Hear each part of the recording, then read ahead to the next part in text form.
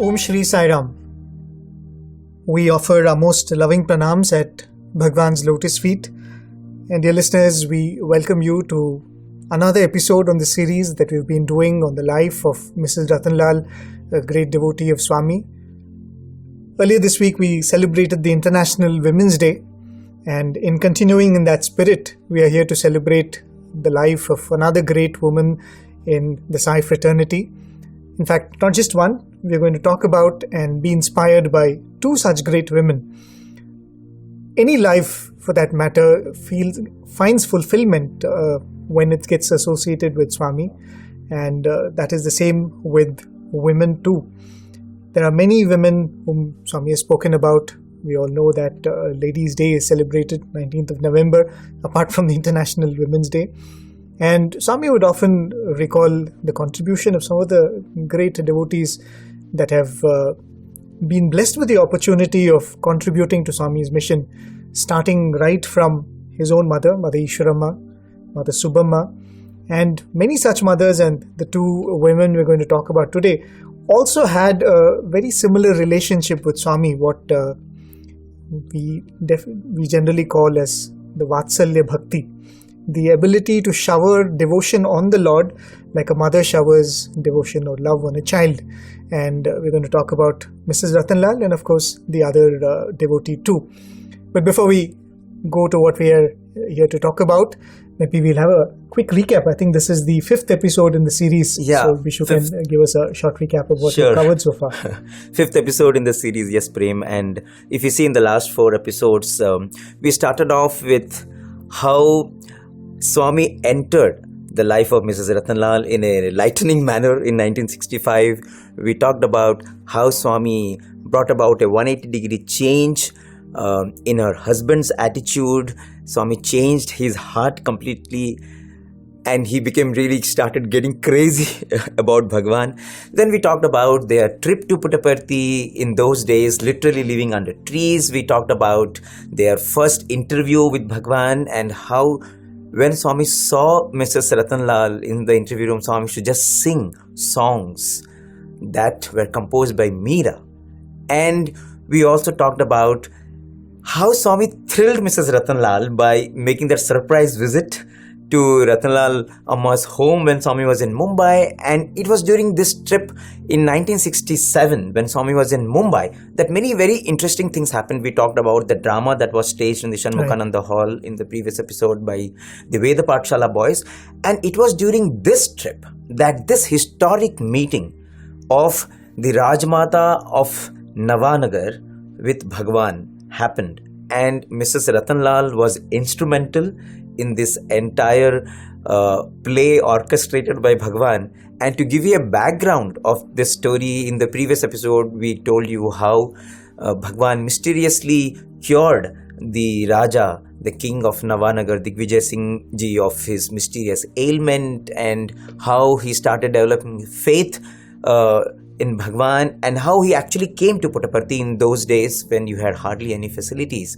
And by Swami's grace, we actually found a clip of Mrs. Ratanlal narrating how Digvijay Singh Ji came to Prasanthi Nilayam, that first darshan and the first interview in Puttaparthi with Bhagawan. So probably we will have you listen to this directly from her, and then we will take on the journey of the Rajmata to Bhagawan with Mrs. Ratanlal alongside.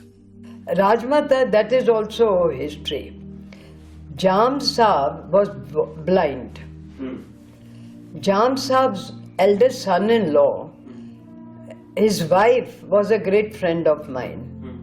I had started a boutique. Actually, the boutique was started by a Russian lady whose husband owned all the wells, oil wells in the Middle East. When the Bolsheviks came, they had to, so she, some or the other, managed. But she had a great thing. She became a waitress and all that in Germany. To cut the story short, And she was expert in poker, and in bridge and all that. So they invited her to India to teach bridge to them. Okay. She comes. Then she started this sari business and we were all buying. Suddenly they decided to go to Switzerland.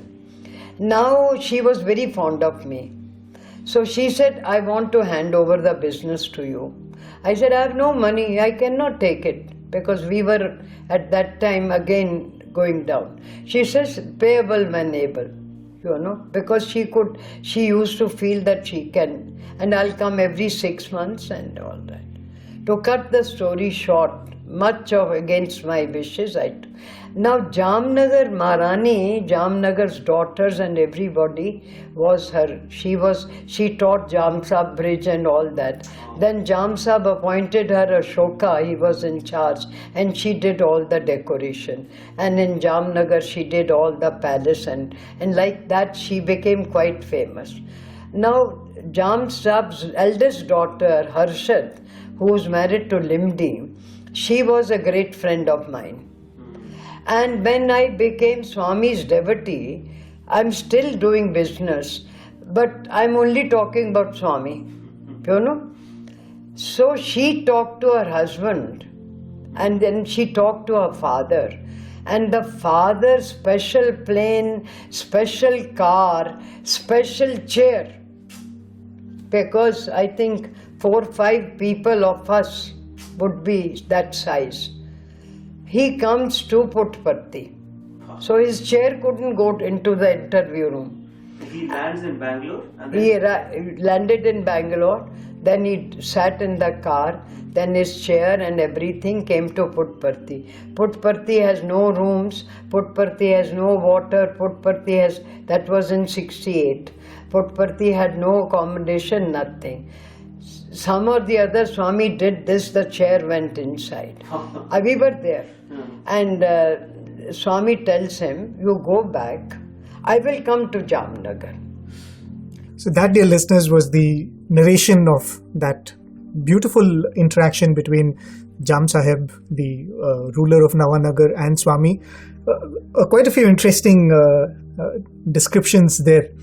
The thing of the throne or the chair in which he was brought was not fitting into the room.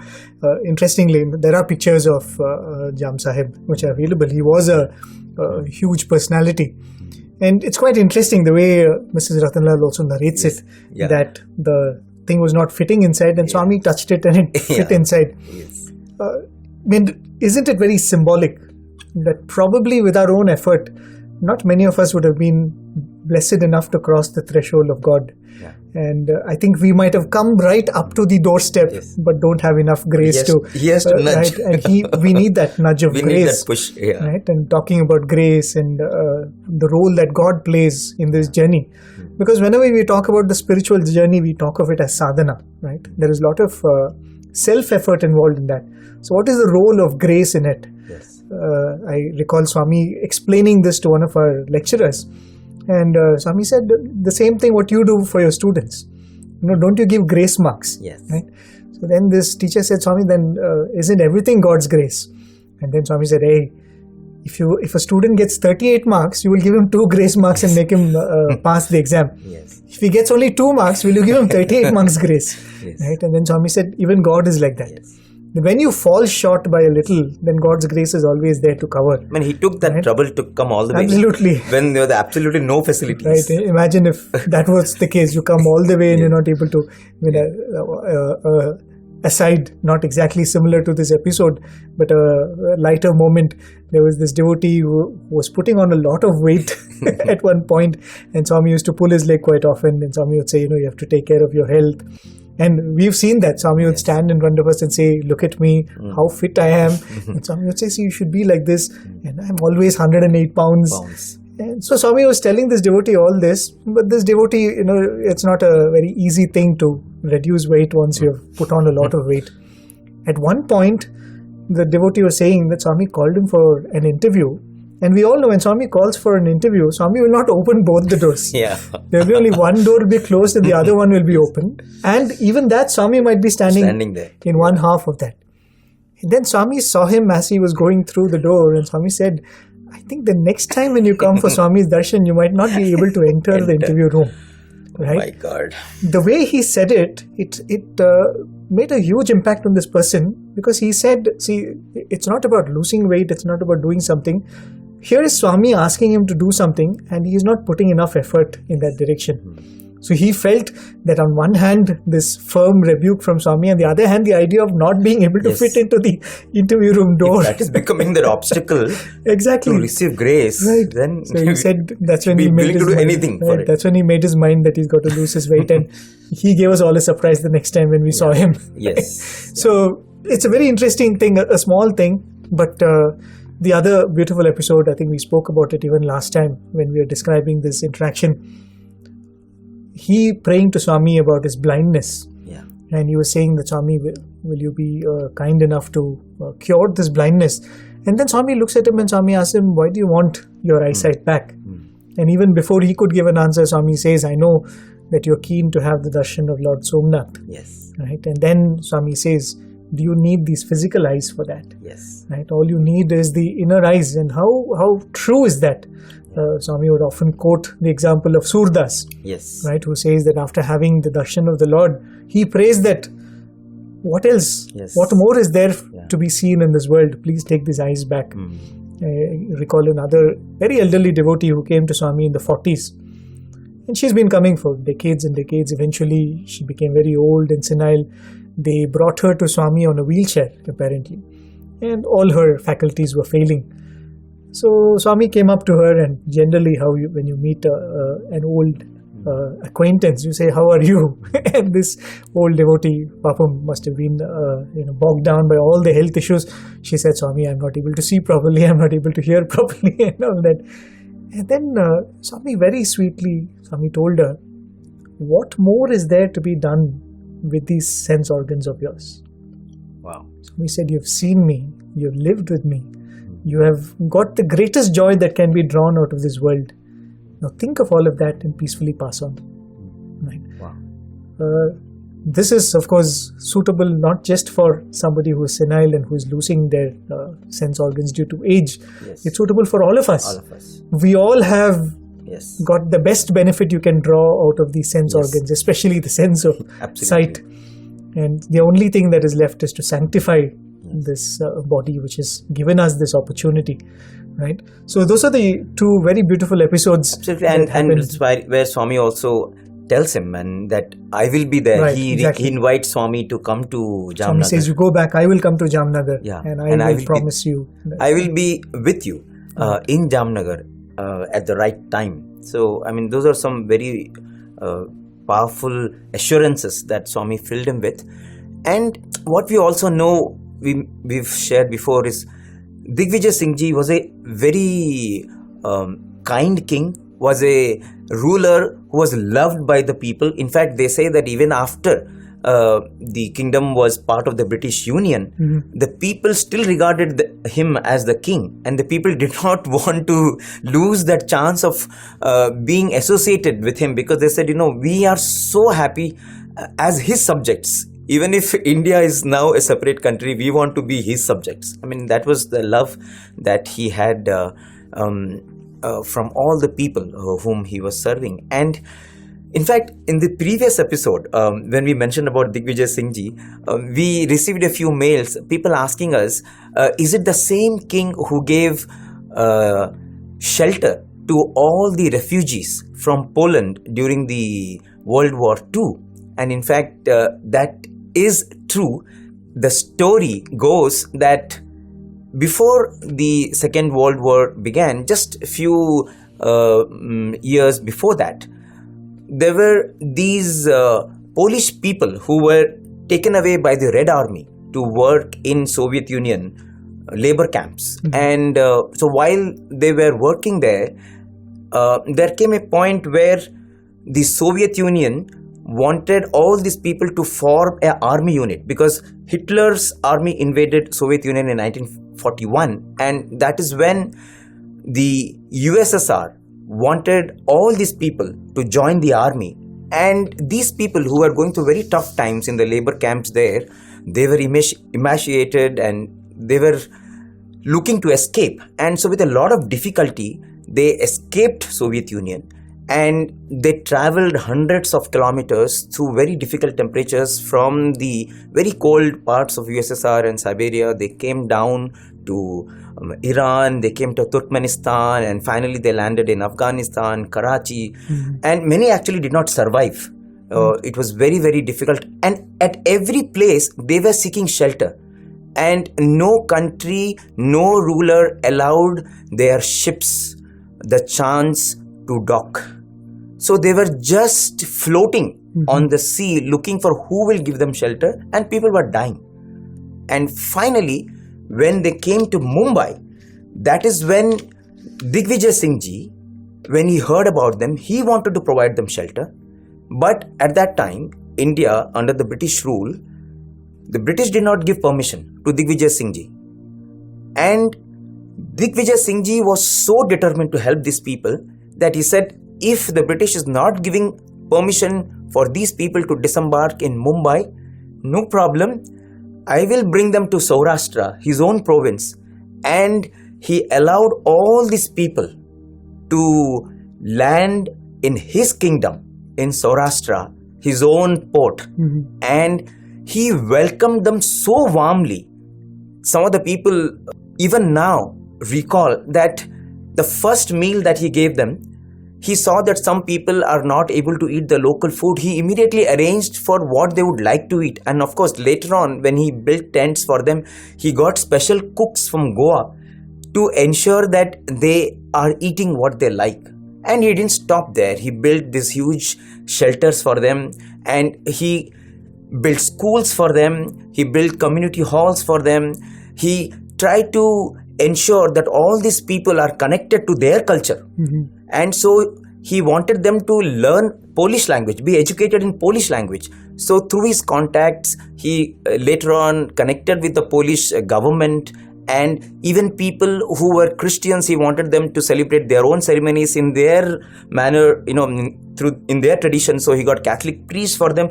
So the number of things that Digvijay Singh Ji did was absolutely phenomenal at that point in time. Apparently, they said that the British government was constantly objecting to it. And at that point in time, Digvijay Singh Ji said, they are my family. If you have a problem, I will give you adoption certificates that I have adopted them. They are my family. You cannot not allow me to take care of them. And it's for this reason that all of these refugees used to call him as Bapu, just like all the local people used to call Digvijay Singh Ji as Bapu, as father.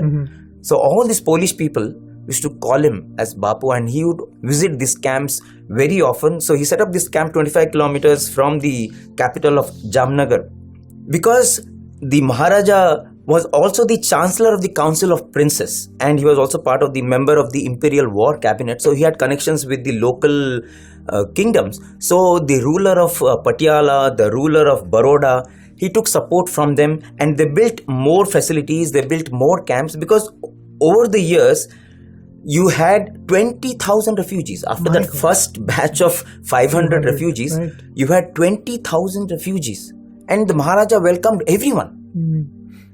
As more people came, he took support from so many people. The Tatas came in 1942 itself. The Tatas collected 600,000 rupees to help these Polish refugees, and everything was organized by Maharaja Digvijay Singh Ji. So there were camps later on set up in Kolhapur, in Mumbai, and they say that even now these survivors of that refugee camp, of course later on when the war ended, people went back. A lot of people went back to Poland, some went back to UK, people went back to Australia and all that. But all these people, they say that, though in our heart we are Polish, but a part of our soul connects to India. A part of our soul is in India. To me, it is such a powerful reminder of what is the spirit of Indian culture. Here was a king who was practicing Vasudhaiva Kutumbakam. He was practicing the concept of being a true Bharatiya, who was telling us what it is to live the life of being an Indian in its truest sense, isn't it? And of course, later on, we know that the government recognized these efforts of Maharaja Digvijay Singh Ji, and there was a popular school in Warsaw named after Maharaja Digvijay Singh Ji. And sometime back in 1999, when they conducted a referendum in the school, overwhelmingly everyone voted for Maharaja Digvijay Singh Ji becoming the patron saint of the school. And not only that, there is also a square named after him. It is called the Good Maharaja Square. The government of Poland inaugurated this Good Maharaja Square. The school is run by Friends of India Education Foundation. And what is very interesting about this school is, in memory of Digvijay Singh Ji, this school is very Indian in its architecture, in its exteriors, in its interiors. They say if you step into the school, you will find statues of Ganesha, Krishna, and Indian paintings and Indian artifacts. They wanted to create, just like Maharaja created a little Poland in India, these people, out of gratitude for the Maharaja, wanted to create a little India in Poland. And living up to the example set by the Maharaja, this school takes refugees from Sri Lanka, from Bangladesh, from Vietnam. They are trying to emulate the example that was set by the Maharaja. And what is really very heartening to note that the government of Poland few years ago posthumously presented to Maharaja one of their highest civilian honors, civilian awards, the Commander's Cross of the Order of the Merit of the Polish Republic. This was conferred because of the good relations between Polish people and the Indian people that the Maharaja set as a tradition. I mean, when you think about what a beautiful soul this Maharaja was, and here Bhagawan comes towards the fag end of his life, and Swami says, I am going to be there with you. I am going to give you what you have been waiting for. And we know that Swami says, you want the eyes because you want to have the darshan of Somnath. In fact, it was again Maharaja Digvijay Singh Ji who did a lot for the reconstruction of the Somnath temple. In fact, later on, Bhagawan inaugurates the Digvijay Singh Dwar. Digvijay Singh Dwar, the huge gateway that he built for this temple. So that's something about how beautiful the life of Rajmata's family is. And there is so much we don't know people's journey before they come to Bhagavan, but Swami in his own way picks and chooses people who needs that grace to make their life eternal. Come to think of it, and even as I was reading about this episode, of course, it's got a little bit of traction now given the scenario in the world. Interestingly, The Good Maharaja, there's a movie which is coming out this year. Oh, okay. Oh. On him. Oh, wow. Right, on his contribution to this. And I think that's something to look forward to. But something very interesting is, as you were saying, 1999, he was recognized with the school being named after him. Yes. Sometime in 2000, that honor, Medal of Honor was given to him. It might have taken 50, 60 years for human beings to recognize goodness, but divinity did not take so long to recognize and reward him, isn't it? Because we are talking about the 1960s when this whole episode was happening. Yes. But then we are in that, going back to that time. Swami has given him that interview. Swami has told him that don't worry about your outer vision. Yes. What is important is the inner vision. I will give you that darshan that you're truly craving for. I will be with you. Yes.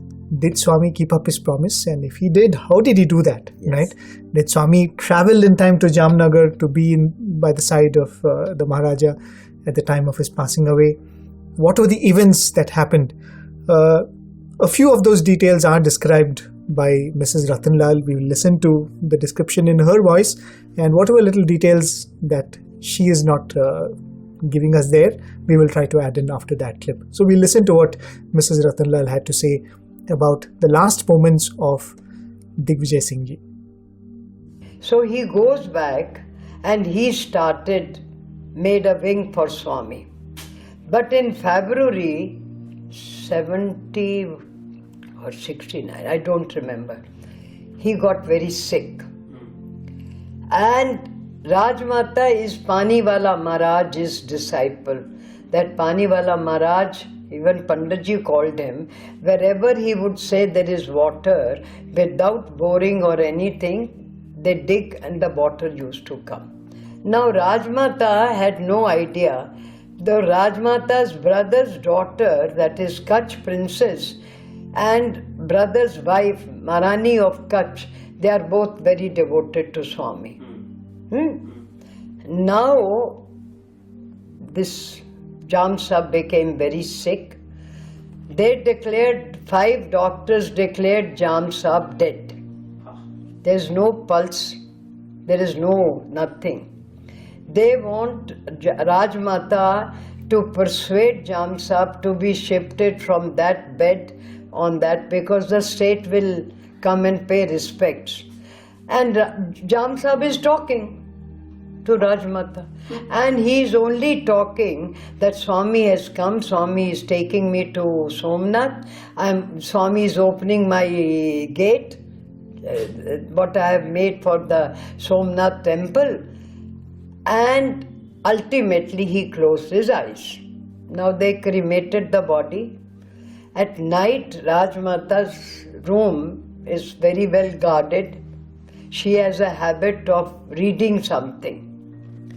She is lying down, table lamp is there.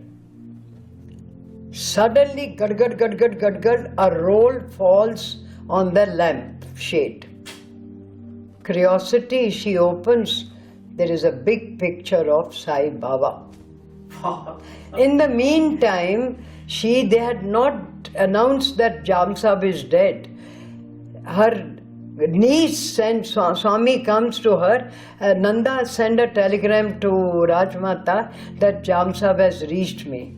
She is shivering that if I send that telegram to my aunt and he is all alive, my head will be gone. So Swami comes second time, I am also sitting there. Swami says, Ananda, have you sent the telegram? No, Swami. Send the telegram. She doesn't. I sent the telegram. Is here in Patti or Vrindavan? I'm Vrindavan, inside.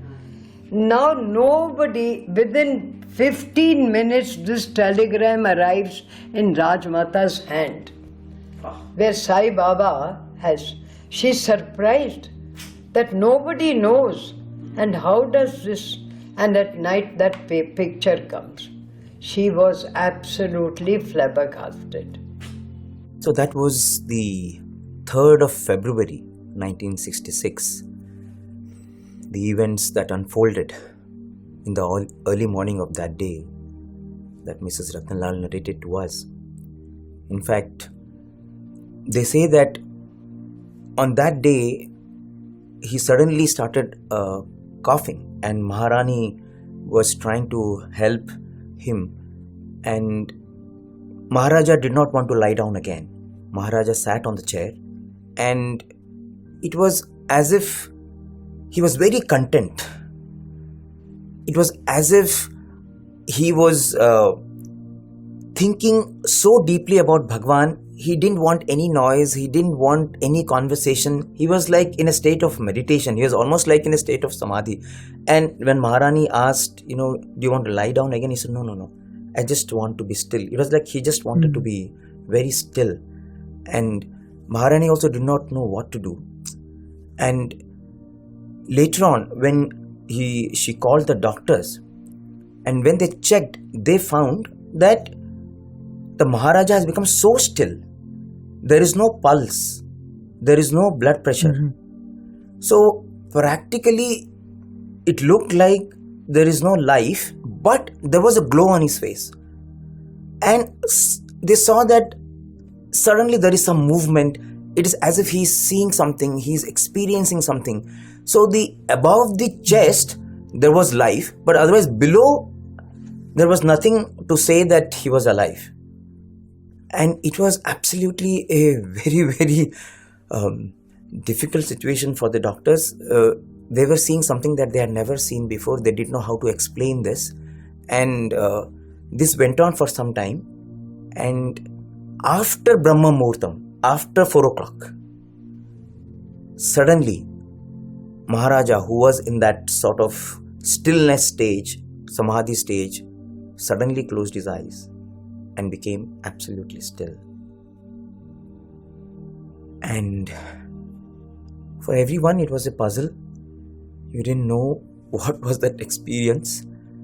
And for the Maharani, she felt that the promise that Swami had given, that I will be with him at the right time, she intuitively felt that probably that is actually, I think Mrs Ratanlal was saying that after the doctors had actually declared him no more, she could see that he was still mumbling, and one of the things that he was saying is this: that Swami has come, he's taking me to Somnath. He's inaugurating the Digvijay Dwar. He says that which I have built, which actually Swami did much later during a visit to Somnath. But all this, she could make out that in a state of trance he was narrating some of these things. Yes. And of course, as Mrs. Ratanlal narrates, suddenly this telegram comes because nobody is aware of it. Nobody on earth had any clue about what is happening except the Rajmata and the doctors. And she's so stunned to receive that telegram. And in the telegram, Swami very clearly says that don't worry about the soul of the Raja. I was with him. I gave him the darshan of Somnath. What more do you want? A life so glorious, a life that was so filled with compassion, which Swami transformed into devotion and finally gave him the ultimate experience of divine union. I think in some ways Swami used the Raja also to bring the Rajmata, which brought Rajmata to Bhagawan. So Swami gave the Raja what he wanted, what he deserved, and now the Rajmata, who was so stunned that how did a telegram come from nowhere when nobody has any clue, now she got more interested to know about Bhagavan, and she was so keen that now I have to meet Swami, now I have to somehow converse with Swami. I think that really increased her curiosity more about Bhagavan, isn't it? Right, and the two episodes that she narrates, of course, one of the telegram coming, and the other is that photograph manifesting in the house. There was already an episode with the photograph where the Guru comes and suddenly out of nowhere gives a picture of Swami. First of all, he gives a picture from nowhere. That is the first surprise. And then it's a picture of Swami. They've never discussed about Bhagavan, and suddenly he is introducing this picture and he's saying, make worship. We had spoken about it a couple of episodes back, the previous episode, I mean. So, and then this episode of the picture falling. I think somewhere else she mentions that was a time when she was still going through the inner turmoil of what to make of this. This telegram has come and the Raja's interaction with Swami. So she was thinking that Swami, give me a sign. Baba, if you are around, give me a sign. And apparently that is the time when this thing happens of the picture falling out of nowhere. It's not any room, it's a royal chamber guarded, as Mrs. Ratanlal says. Well, you cannot guard anything enough away from Swami, isn't it? So it appears there, and just listening to that episode, I'm reminded of another very famous, I'm sure many of our listeners also must be aware of this episode. There is this teacher of Swami in Uravakunda school, Tammiraju, Manchiraju Tammiraju, right? One of the great souls Swami speaks of. Swami would often recollect some of these teachers. Shri Kondappa, one of the earliest teachers, Mehboob Khan, and Tammiraju. In fact, talking about great devotees of Swami who could claim to be that they've looked at Swami in a motherly way. Manchiraju Tamiraju's wife, Kameshwaramma, Yes. Swami used to call her Amma. Yes. In Orokonda, she was one of those ladies whom Swami used to go to take a lot of freedom with, and they were the very early devotees of Swami. There are some descriptions, beautiful descriptions of in the Orokonda time. Swami was still a student, but on Thursdays and Sundays, Swami would have satsangs, when the same teachers who would ask questions in the class would actually come to these satsangs and ask questions to Sathya. And Swami would clear philosophical doubts, and Mr. Tamiraju was one of those who would ask very profound questions, and that was the relationship they had. Later, when Swami moved to Puttaparthi after the declaration, understandably the family was very pained by this separation from Swami. So one day when they were missing Swami, they continued their Thursday worship.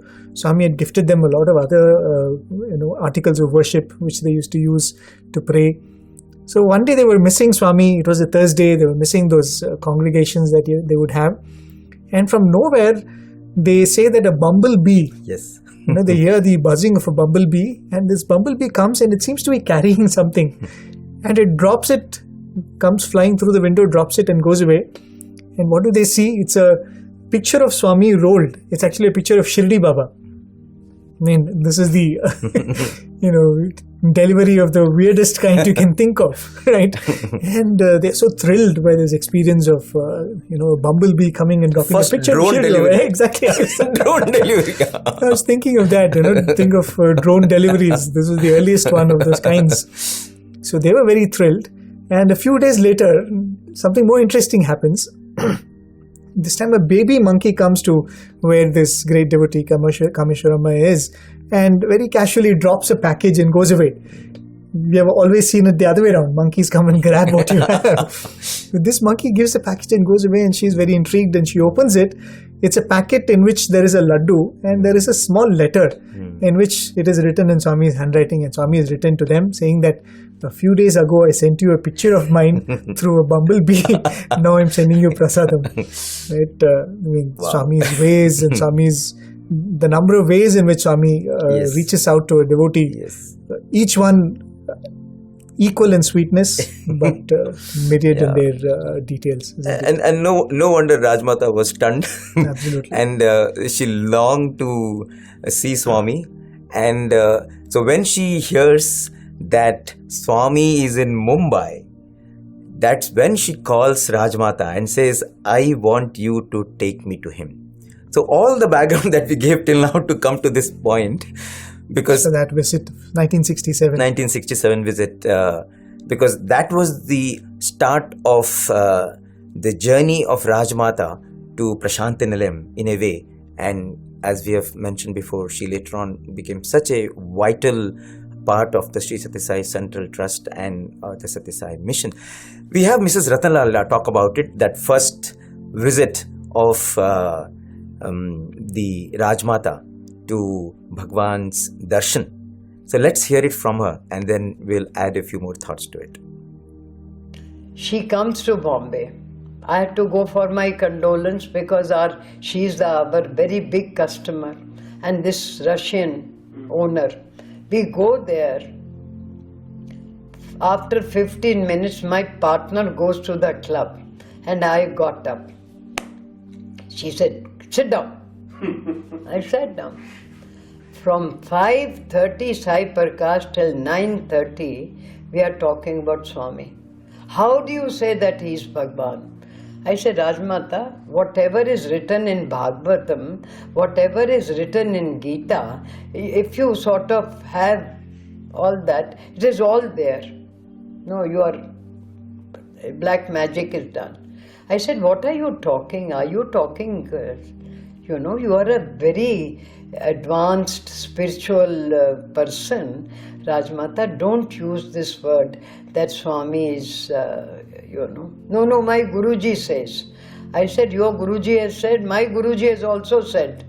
My Guruji is also, how Swami puts all these great people under Maya because their time had not come, I said, my Guruji is also telling me.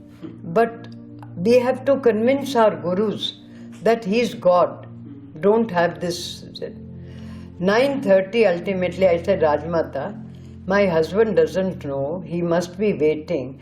Generally 7 o'clock I sit for my puja and 8:30 I finish. By that time the mandir had, ready. So please forgive me, I have to go home. 9:30 I came home, my husband is so angry with me. I said, you have dinner, I'll have my bath, little puja I did. And after 3 days we are coming to Swami. Now, Swami is coming to Bombay. And he is going to be in Bille Parle, Now that was in 67. Suddenly she telephones, I'm coming with you. I said, Rajmata, it's no use coming with me. Let me send a message today and I'll take you tomorrow. I don't want you to be waiting outside. It is not correct. So she says, all right. I went. I waited for Swami to come for darshan. When Swami came, all knowing the Lord, he came near me and he stood there. And I started saying, I said, Swami, Rajmata wants to see you.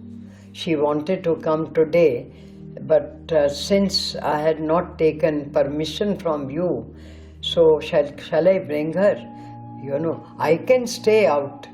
I can come with the public, but she should not be. The Swami says, why she only? You also. As soon as you come, you will be brought inside. So we arrived, there was a volunteer standing. Volunteer went, her car was, I told Rajmata, I said, don't take your big limousine because the road is not, let us go in your second car, which is also a Mercedes, but in those days it was different. Rajmata got down at it. Now she's telling me, you be with me, you be with me. Rajmata, when Swami is talking to you, it should not be that we go. Swami is a big actor, comes down, started. I said, Swami, I know, wait. So we waited. Swami went for darshan, comes back. Then there is a little room. He indicated to her, go. She started looking at me, I am behind. I am saying like this, so that Swami, go. I had to go. Now what I did was that I didn't sit near. No, come and sit near Rajmata. Swami is talking to her. Finished. 1 hour interview. Questions, answers, everything. So that was how the first interview of the Rajmata with Bhagawan happened, and Mrs Ratanlal, the kind-hearted one that she is and the very well organizer that she is, she wanted to ensure that there is no inconvenience for the Rajmata. And she says that, Swami, if I am coming, there is no problem, I can stand in the queue, but the Rajmata is coming, she should not be made to wait, she should have a good passage and she should have an audience. I mean, she was trying to do on her own whatever is possible to make the Rajmata comfortable. And when finally Swami calls the Rajmata in, Mrs. Ratanlal stays away, but there Swami says, no, you come, you sit right next to me. So that was very puzzling for her, and in fact, she tries to tell Swami, it's a private moment, you and Rajmata, why you want me to? No, you have to be there. I think that's very significant there. Yes, she was the instrument used by Bhagawan to bring the Rajmata, and Swami is like making it solid now that you have to be there because I am going to use you in so many such beautiful ways. And the other interesting thing also is what happened in that interview, isn't it? Right. I think one of the most important things which Mrs. Ratanlal didn't narrate, because she just says that it was a 1 hour interview, Yeah. a lot of questions were asked and A exchanged. lot of things, of course, Right. just like it happens in every interview, Swami would have And told things about her and life. I think from what we've heard so far, the Rajmata was also a very spiritually oriented Yes. person. So she did have a lot of questions that she raised, and Swami answered that.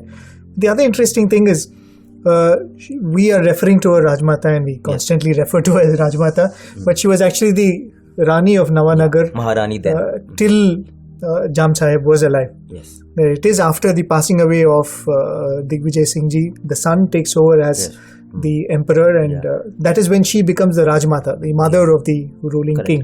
The Shatru Shalya Singh Ji was the son, Right. who ascended the throne in 1966. And we spoke of how noble and magnanimous Digvijay Singh Ji was.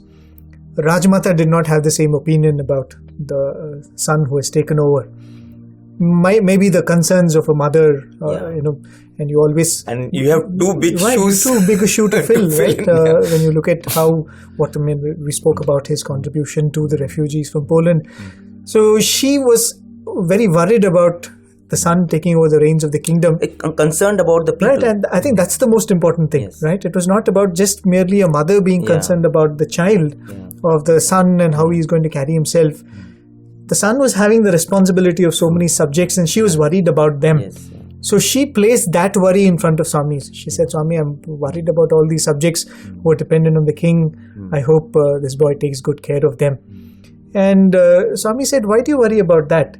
Why do you worry about him? Swami said, set aside all of that. Today onwards, take me as your son. Wow. Right? How sweet and beautiful is it?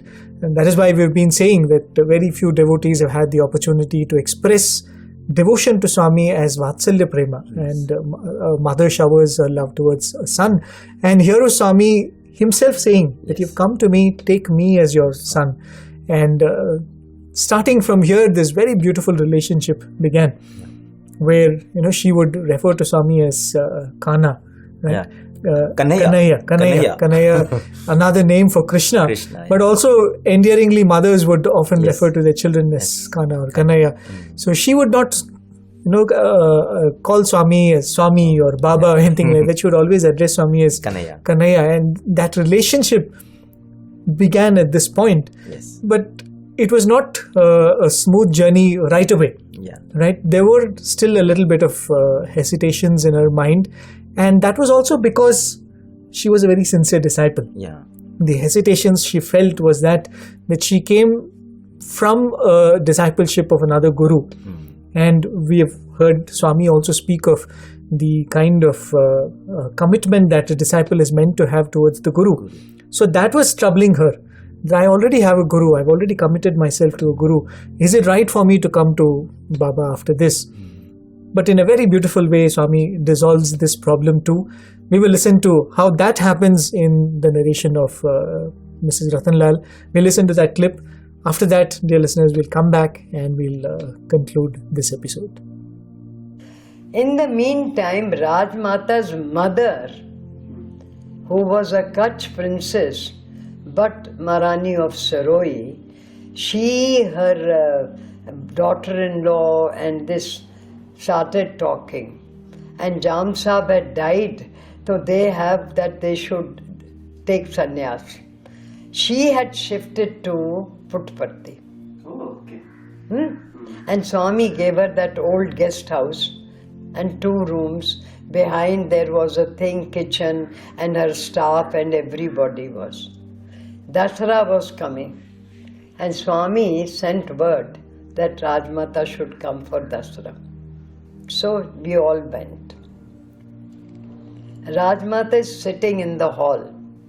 I'm sitting next to her. And Rajmata's expression is changing, and I'm getting very worried that what is happening. After the function is finished, we come out. I had to cook little bit for her. So I took the food. She said, sit down. I said, so, Rajmata, let me go home. I will finish giving food to my husband, then I'll come back. Acha, go. So I came home, isko khana khalaya, then how is it you didn't see Swami? I said, I didn't see Swami. I saw Swami. But I said, why are you asking? She says, throughout I saw my Guruji, Paniwala Maharaj. I said, Rajmata, now are you convinced that Swami is God? All the Atma, everything, And that is how she became. And then they are Yadavs. They are direct descendants of the Krishna. Because last was Braj, some name, and they are from that family, And she used to call Kanhaiya all the time. Kanhaiya? Kanhaiya. And really conversation between Swami and Rajmata was terrific. She could scold him, she could, do all sorts of, all liberties. Then she built this house for her mother. Then she shifted herself. The Devi Nivas. Devi Nivas. So that is how her faith in Bhagawan was confirmed. There's another episode that Mrs. Ratanlal also narrates, wherein during the Dasara celebrations, we all know about the Vibhuti Abhishekam that Bhagawan does, To the statue of Shri Baba. Yeah, to the statue of Shri Baba, the torrential flow of Vibhuti. And so when the Rajmata was there on one of those occasions, and when she saw Vibhuti in that cascade, for a moment she also had doubts, like so many people have, has Swami kept all the Vibhuti compressed there, and he's slowly removing the Vibhuti with his hand, and then it is falling. So she also was looking at it with mixed feelings at that miracle. But what stunned her was it was not just Vibhuti. She saw that there were a lot of precious stones falling, gold and a lot of precious metals. In fact, she heard tinkling sounds. So for her, it was like something else. And that moment, which all of us look at that miracle in awe, when Swami removes the hand and the flow stops. So when that happened, that's when her mind also stopped. Her doubts also stopped. And the next moment, again, when Swami started the cascade, she started feeling so bad that why did she doubt Swami? Mentally, she started asking Bhagawan forgiveness for those moments of lack of faith. And she says that when mentally she asked Bhagawan for forgiveness, exactly at that moment from the stage, Swami looked straight at her, as if almost saying, okay, are you sure now? Is this enough proof? So this was another life-transforming moment in her journey with Bhagawan.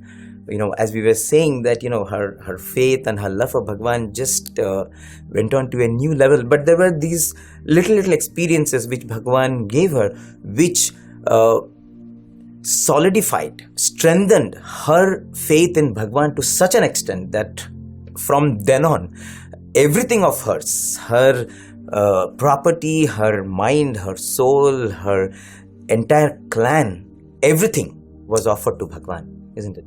Absolutely, and what a beautiful life it has been, both of theirs, Mrs. Ratanlal and Rajmata. Of course, the series is on Mrs. Ratanlal, but because she was narrating this beautiful story of the journey of Rajmata to Swami, we went through that. But how really beautiful it is, as they would say, the more and more you listen to stories such as these of devotion, of love, it only inspires you more. It only makes you crave for more. The only thing that I would often tell myself is, whenever you listen to all of these stories, don't seek the experience that these people had.